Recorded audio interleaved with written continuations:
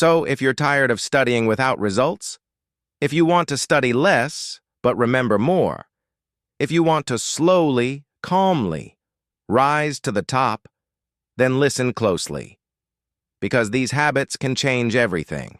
In this video, you'll learn why Chinese and Japanese students build knowledge differently from Western students. Why they rarely forget what they study and how you can adopt the same habits starting today. These are not hacks. They are systems, simple systems that save time, energy, and stress. Let's begin. The small but daily method. Japanese shaoshizutsu may read little by little every day. In Japan, students rarely cram. Instead, they study in small sessions every day without skipping. 10 minutes today, 10 minutes tomorrow, 10 minutes the next day. This builds momentum. And momentum builds memory. It's like watering a plant, just enough each day so it grows. Most students do the opposite. They let everything pile up and then try to push an entire mountain in one night. But the brain does not learn in mountains. It learns in teaspoons. So your rule is simple. Study for a short time, but every day. Even 15 minutes counts. Consistency beats intensity. 2. The active recall first. Mindset in China, students rarely read notes over and over. Instead, they test themselves first, even before they feel prepared. They take a blank sheet of paper, close the book, and try to write everything they remember. It feels uncomfortable at first, but this discomfort is where real learning happens. Western studying often feels like input. Chinese studying focuses on output, because exams are output. So your rule: don't review. Retrieve. Ask yourself questions. Write from memory. Explain concepts aloud.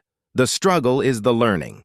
3. The silent study technique in Japanese schools. Silence is not just a rule, it's part of learning. Silence reduces brain noise. No music, no phone buzzing, no scrolling study playlists, just stillness. It's not about forcing focus. It's about removing everything that breaks it. If your mind feels scattered, it's not because you're bad at focus. It's because your environment is too loud. Find a quiet corner. Even 20 minutes of silence is better than 3 hours of interrupted studying.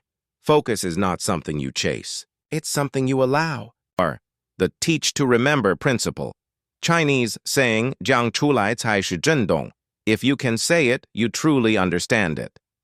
One of the most powerful study habits in Asia is peer teaching.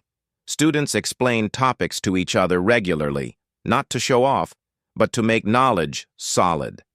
Because when you teach something, you notice what you understand, what you think you understand, and what you don't understand at all, even if there is no one to teach.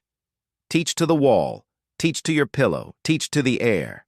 Your voice strengthens your memory. Of the rewrite slowly habit, you may have seen Chinese or Japanese students writing the same character over and over. Slowly, with careful strokes. This trains mindful repetition, not copying, but re-understanding. When you rewrite notes, summarize, simplify, reorganize, reword, you are rebuilding the knowledge in your own brain structure, not the teacher's structure, not the textbook's structure. Your structure. Writing slowly is not wasting time. It is converting information into memory. 6.